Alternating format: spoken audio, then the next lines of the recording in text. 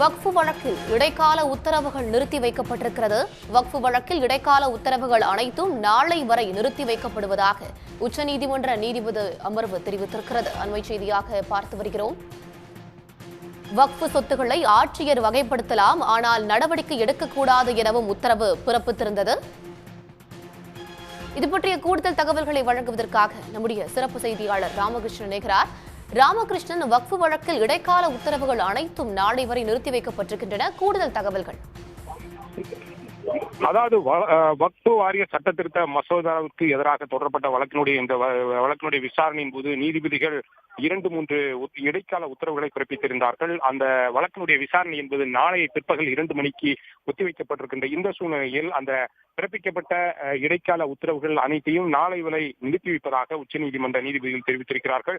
மத்திய அரசினுடைய solicitor general Tushar Mehta கேட்டுக்கொண்டதன் அடிப்படையில் இந்த உத்தரவுகள் அனைத்தும் நாளை வரை நிறுத்தி வைக்கப்பட்டிருக்கிறது. குறிப்பாக மாவட்ட ஆட்சியர்கள் வக்ஃபு சொத்துக்களை வகைப்படுத்தலாம், ஆனால் அதன் மீது நடவடிக்கை எடுக்கவோ கூடாது. இந்த விதி அமலுக்கு வராது. இது மட்டுமல்லாமல் வக்ஃபு வாரியம் மற்றும் கவுன்சிலை பொறுத்தவரையில் 2 ஓய்வு பெற்ற நீதிபதிகளை மட்டுமே நியமிக்கலாம். மற்றவர்கள் அனைத்துமே இஸ்லாமிய மதத்தை சார்ந்தவர்களாக இருக்க வேண்டும்.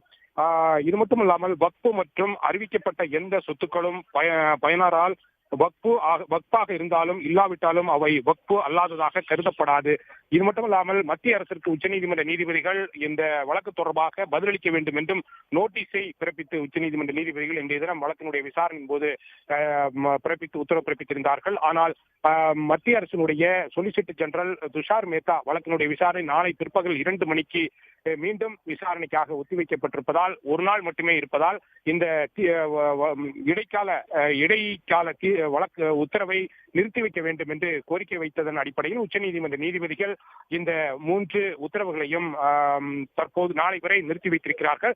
நாளை பிற்பகல் மீண்டும் இந்த வழக்கினுடைய விசாரணை உச்சநீதிமன்றத்தில் விசாரணைக்கு வரும். அப்போது இன்றைய தினம் நடைபெற்ற விசாரணையின் போது பல்வேறு கேள்விகளை மத்திய அரசினுடைய வழக்கறிஞர் துஷார் மேத்தாவிடம் எழுப்பியிருந்தார்கள். அந்த அனைத்து கேள்விகளுக்கும் நாளைய தினம் பிற்பகல் 2 மணிக்கு மத்திய அரசினுடைய வழக்கறிஞர் துஷார் மேத்தா தனது பதிலை அளிக்க இருக்கிறார்.